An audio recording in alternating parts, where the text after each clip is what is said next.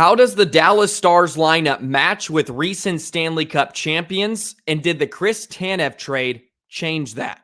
Let's take a look at the Stanley Cup checklist. Your Locked On Stars, your daily podcast on the Dallas Stars. Part of the Locked On Podcast Network. Your team every day.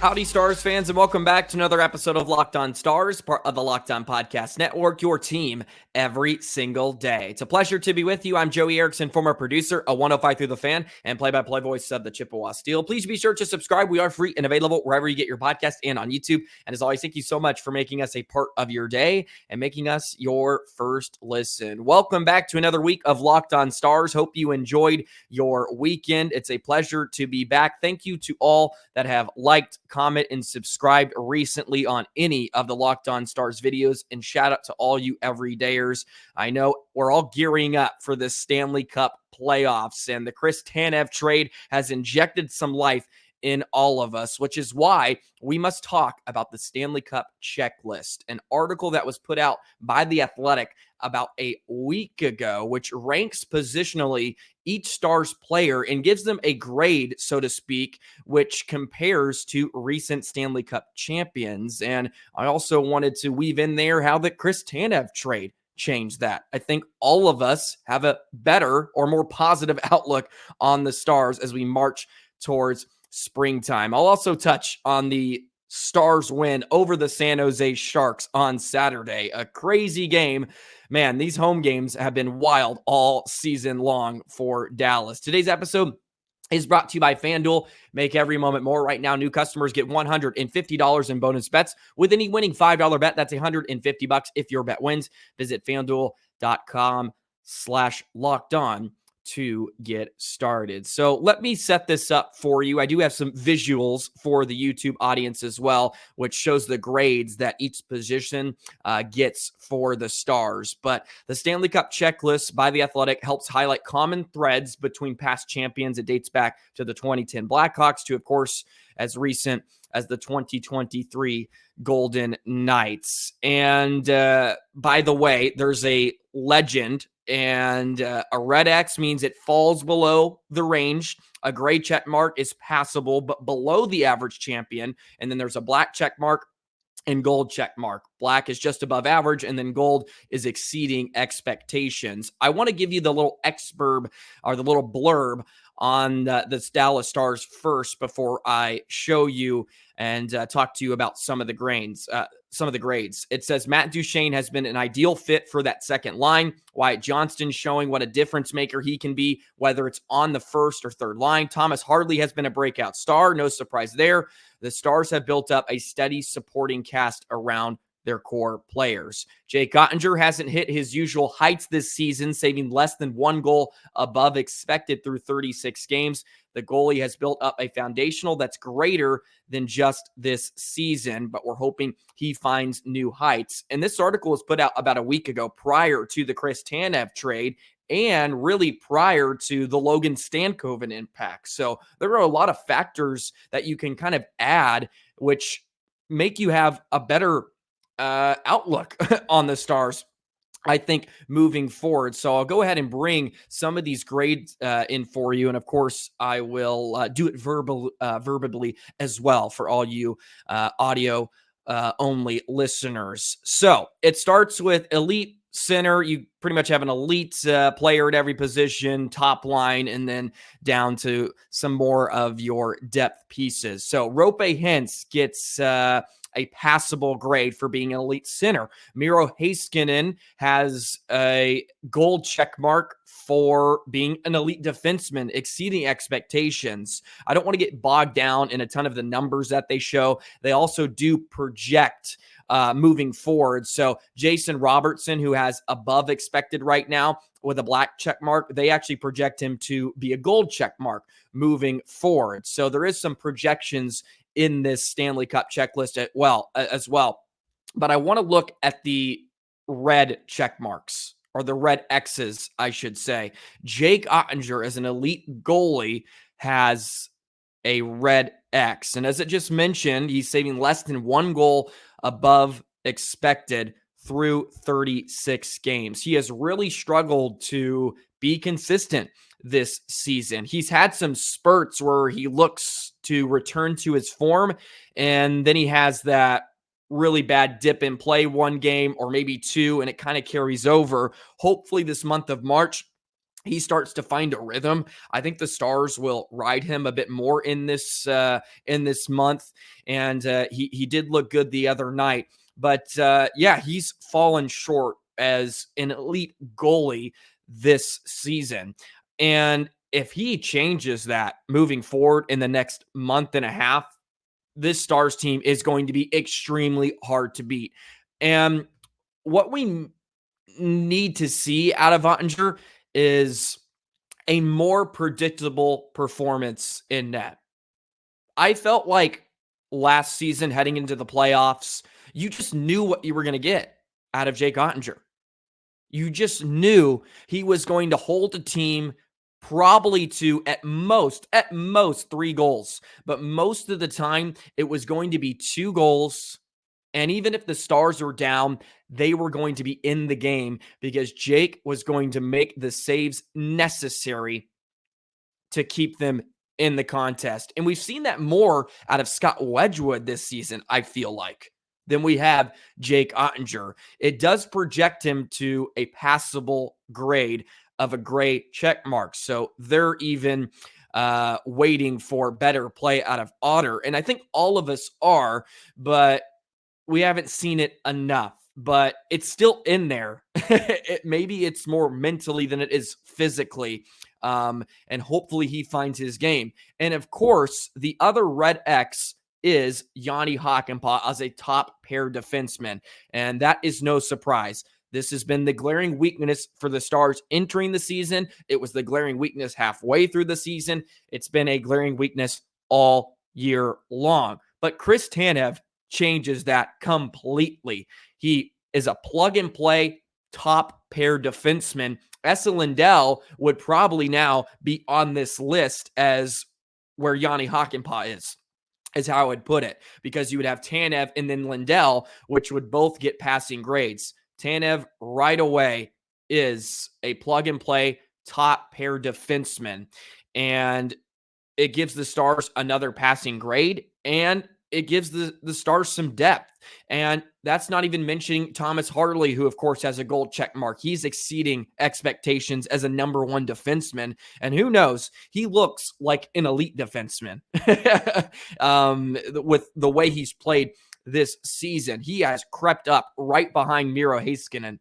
Frankly, the Stars have 2 elite defensemen. Now you add Tanev, who's a plug-and-play, excellent penalty killer, much like Lindell, a little better mobily, but they block a lot of shots. They play high minutes on the PK, and maybe they get paired together. Who knows? I've talked about the pairings here recently. We'll probably get our first look at Tanev here tomorrow night in San Jose.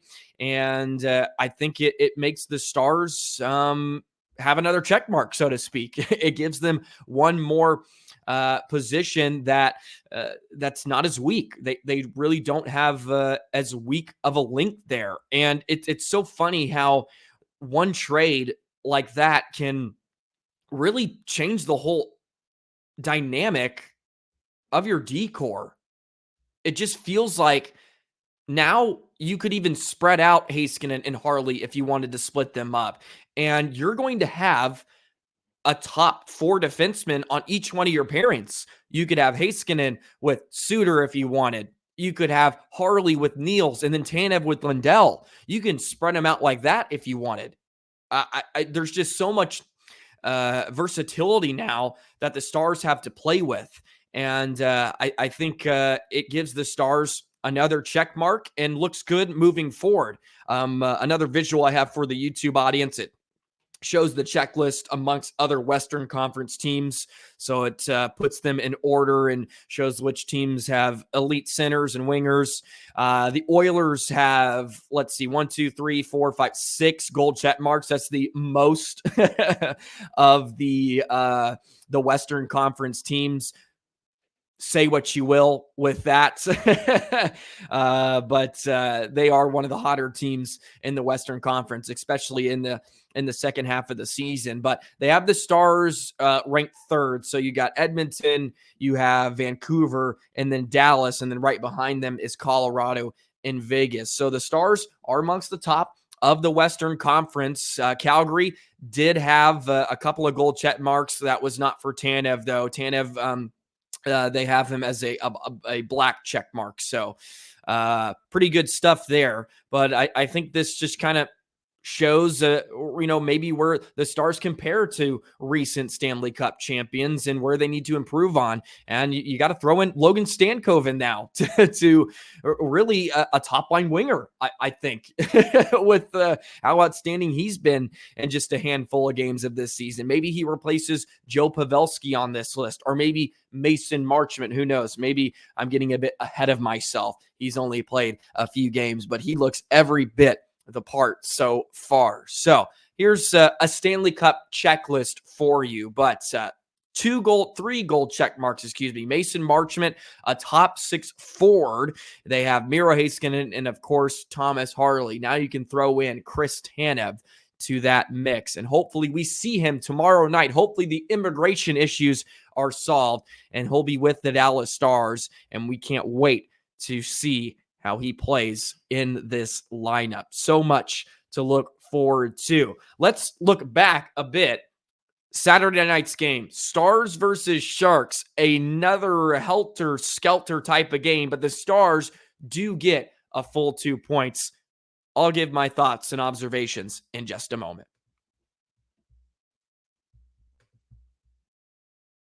Today's episode of Locked On Stars is brought to you by FanDuel. The NBA season is in full swing, and you can go ahead and make some money with FanDuel. Get buckets with your first bet on FanDuel, America's #1 sportsbook. Because right now, new customers get $150 in bonus bets with any winning $5 bet. You heard me at the top of the show, Stars fans. That's $150 if your bet wins. Bet all your favorite NBA players and teams. You got quick bets, live same-game parlays, exclusive props, and more. So many good teams within the National Basketball Association. How about those Boston Celtics who are boat racing everybody? The Mavs have hit a dip here recently, but they're going to hit their stride. Okay, it's March. They're ready to go. Make some money watching Kyrie, Luka, and the boys get buckets. Just visit FanDuel.com/lockedon to shoot your shot. FanDuel, official sportsbook partner of the NBA. Saturday night's game was an interesting one, to say the least. So, of course, I was calling a game Saturday night, a thrilling OT victory for the Chippewa Steel, which is a team I do play-by-play for. And I was excited to jump back on the bus on the way home. Put on the Stars game. I stay off Twitter and all that good stuff so I don't get spoiled. And I just lock in for like 2 hours and watch the game. Man, woo!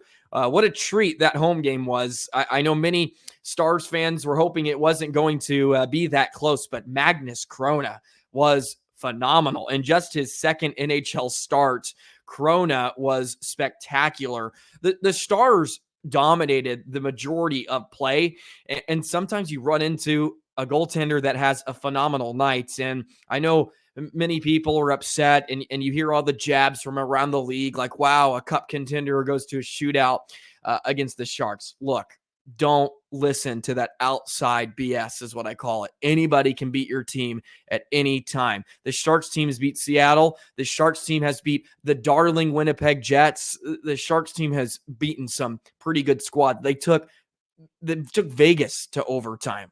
Okay. They're not just walkover, and they played a really good game. And that was part of the concerning part in some stretches, is I think Dallas got a bit, you could say, over their toes a bit, and were probably a little overzealous because they felt like they could have a big scoring night, and they ended up giving a lot of chances away to San Jose, and they needed to dig deep in order to push the game to overtime and then eventually win it in another a lengthy shootout. And Oettinger was phenomenal. But some of the concerning things were the odd man rushes. Stars got caught up the ice a few times. They ended up with 10 giveaways in the game.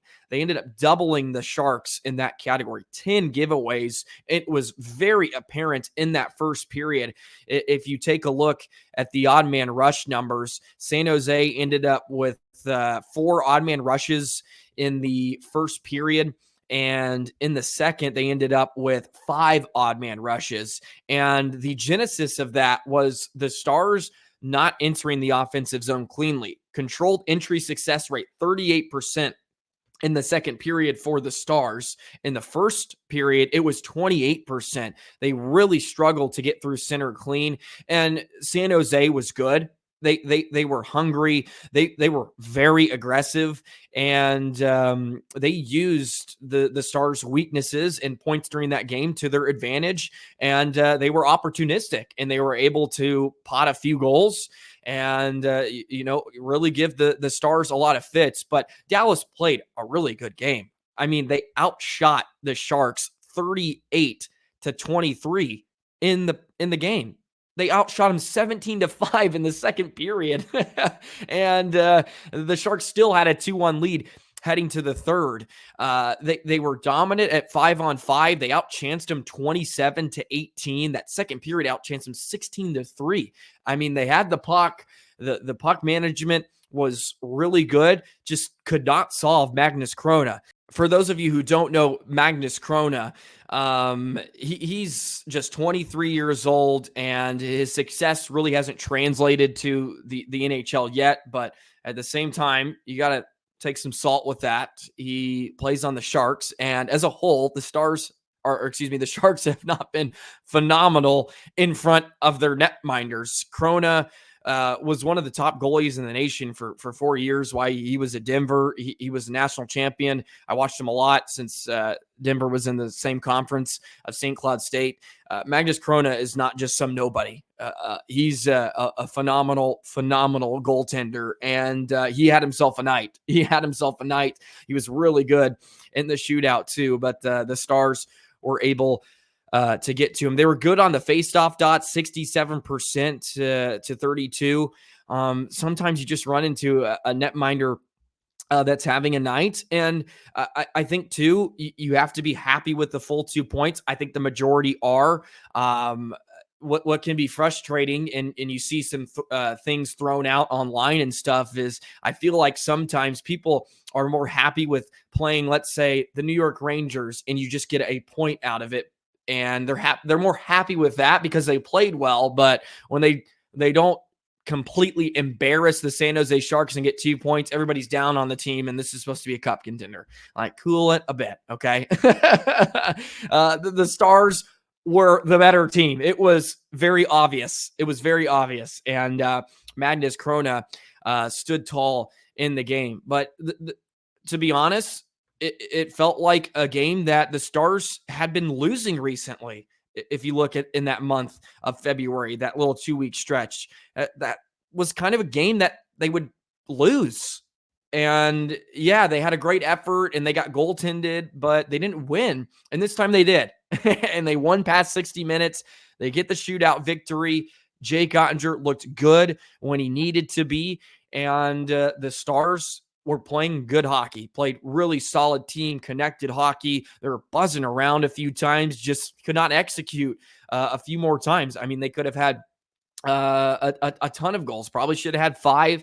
They went 1 for 4 on the power play. And the power play was clinical, a face-off win, Miro to Robertson, and then pow, it's in the back of the net. We need more of that from Jason Robertson. He scored in back-to-back games now, but we need more of that threat on the power play. We have not seen that enough from Mr. 21. And the Stars looked dangerous on their other 3 opportunities and couldn't solve Chrona once again. Goaltending is a phenomenal equalizer, folks. Is a phenomenal equalizer. Stars have a crack at the Sharks 2 more times in this month, and of course tomorrow in San Jose on a little 3-game Western road trip. They got the Ducks, the Sharks, and the Kings. And hopefully Chris Tanev will join the team on that trip. We'll know more a bit later on today. And I love the quote from Pete DeBoer after. He said, "We got the important points. You don't get extra points for how pretty it was." And I know I say all the time, you have to lose with grace sometimes and pick up points. Looking back at Boston, or even the Islanders or the Edmonton game in February, you don't get points for playing well a lot. And you certainly don't get 2 points all the time, even when you play well. Sometimes you don't get anything. So points are points, no matter who it comes against. And Sharks played a pretty good game, but for people that watched it, you understand that it wasn't because the Stars were getting dominated by any stretch. Even though there were some points in the game where the Sharks had some surges, mainly due to the Stars' fault of their own with some giveaways and for some reason having to track back almost constantly, which of course led to the first goal for the San Jose Sharks. Hopefully it's a bit calmer and a bit easier tomorrow in San Jose. But hey, if you're a Stars fan and you're going to these games at the AAC, can't complain too much, man. It's been wild, the home drama that the Stars have put together. The 2 games that I went to when I was back home was the Vancouver and Seattle games, which were days apart, and they both ended in a 4-3 OT winner. Yeah, I couldn't get much better than that. The building looks like it's completely buzzing lately too. I mean, huge round of applause for Stars fans that are packing that building. And this is a great time of year. People jump on board. For those that don't take in this team every single day, they're coming over from Cowboys, and maybe they're just gearing up for playoffs. And look, we're all happy to be on the same board and try to will this team to another Stanley Cup. Let's talk about some of these OT issues, maybe not issues, but just OT in general and how the Stars go about business. And do you see it hindering them once again in the Stanley Cup playoffs? Let's do that in just a moment. Today's episode of Locked On Stars is brought to you by Game Time. Game Time is obsessed with giving you complete peace of mind with your ticket purchase. You want to go to that next Stars game? Go ahead, download the Game Time app, and you can get $20 off your first purchase. You can see the view from your seat before you buy. You know exactly what to expect when you arrive. All-in prices show your total up front, so you know you're getting a great deal before you even check out. We've all been hit with those hidden fees. You're like, oh my God, I'm getting a great deal, and then boom, the fees arrive. This is $30 per ticket, more than I expected. Game Time shows you all of those prices up front. They have exclusive flash deals for football. You have basketball, of course, spring training. You got concert theater, you name it, you can get it. Game Time's obsessed with finding ways to help you save money on tickets. Take the guesswork out of doing it. Just go ahead and use Game Time, folks. Download the Game Time app, Stars fans. Create that account. Use code LOCKEDON for $20 off your first purchase. Terms apply. Again, create an account. Redeem code LOCKEDON. That's Locked On for $20 off. Download Game Time today. Last minute tickets. Lowest price guaranteed. Hey, Stars fans, be sure to check out Locked On Sports today as well, the first ever national sports 24/7 streaming channel. It's on YouTube, and it's also on Amazon Fire TV in the free TV channels app. Be sure to like, comment, and subscribe on today's video. Hit that notification bell. Never miss an episode of Locked On Stars. Appreciate all of you subscribers or anybody that has tuned in the last week or so, maybe because of the Chris Tanev trade, all the chaos, the injuries, all that. Really appreciate all the support. You can follow me on the X thing, Joey the Jet 19, or Locked On Stars as well. Throwing stuff out there pretty much every single day. All righty. Let's talk about some of the overtime, and maybe it's not issues. I'm not trying to just bring something up out of thin air, but I think it's a a concern because overtime really hurt the Stars in the postseason last year. If you look back to Minnesota, Seattle, and of course Vegas, when the first two games of that series went to overtime, and if you win a few of those, game two should have never gone to overtime. But look, I've already come to peace with that. So, but who knows if you win one of those games, how it changes the outlook of that series if you come back to Dallas in a 1-1 tie. The Stars have gone to OT quite a bit this season, already 19 times. Out of the gates, they were much better. They started 3-2 in their first 5 games that went past 60 minutes. They went in a stretch there in February. They lost all 3 games that went to OT. And then they pick up the shootout win, of course, over San Jose. And I would like to see Dallas be more aggressive in the 3-on-3 period. I know Pete DeBoer has the philosophy of taking their time and being patient and not trying to go through 3 guys or whatnot, or put yourself in an inopportune position to make a negative play. But with the talent they have and the Stars' ability, I feel like they sit around a bit too much in the extra frame that they forget they can just be aggressive and play free. I think they think a lot. I feel like they're thinking when they're curling through center, and it's all about puck possession. I'm never going to gripe about them, wheeling back to the neutral zone and finding space. That's just the nature of 3-on-3, and you got to get the look you want, right? You don't want to try to, stick handle through 3 sticks or whatever, but I would like to see them have a bit more giddy up, like just try to go win it. Who cares? Because I feel like the Stars a lot get in positions where they don't even get a chance to get a look on net, and they get scored on in OT to lose because they're so worried about being patient and getting the perfect opportunity or the fantastic look.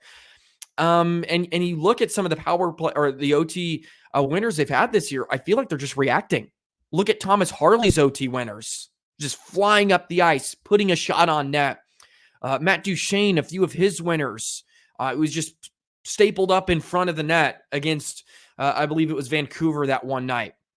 Just reacting and straight up saying, I'm better than you, because a lot of times Dallas never gets an opportunity or gets a good enough look because it's in the back of their net before they even have a chance. And I would like to see them, maybe go a bit more, risky, be a little bit more risky in your approach to OT. Because what is there to lose? And you need your netminder to make a few stops here and there. And Otter, I feel like it's actually been pretty decent in overtime this season. But I think it does have some carryover effect, even though it's a whole different ball game come Stanley Cup playoff time with it being 5-on-5. But I think you almost learn how to lose. They got almost comfortable, or they just got used to the fact that they're leaving the ice with their heads down because they lost on the last shot of the game. And even in the Stanley Cup playoffs last year, the Stars, for the majority of the OT periods they played, were the better team. Game 1 against Minnesota, they were better. The Seattle game 1, I feel like they were better in that one. Game 1 in Vegas, I felt like they were better in some aspects. They just lost, right?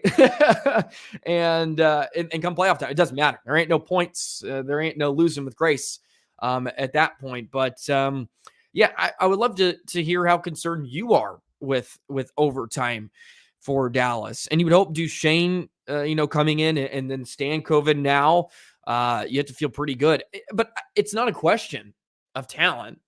It's not a question of ability. And I wish I could put up a formula or have a wonderful solution, but I think it's simple. Just win the damn game. just end it, right? And that's easier said than done, right? It's easier said than done, but sometimes you got to be a dog. Some players need to be dogs when it matters most.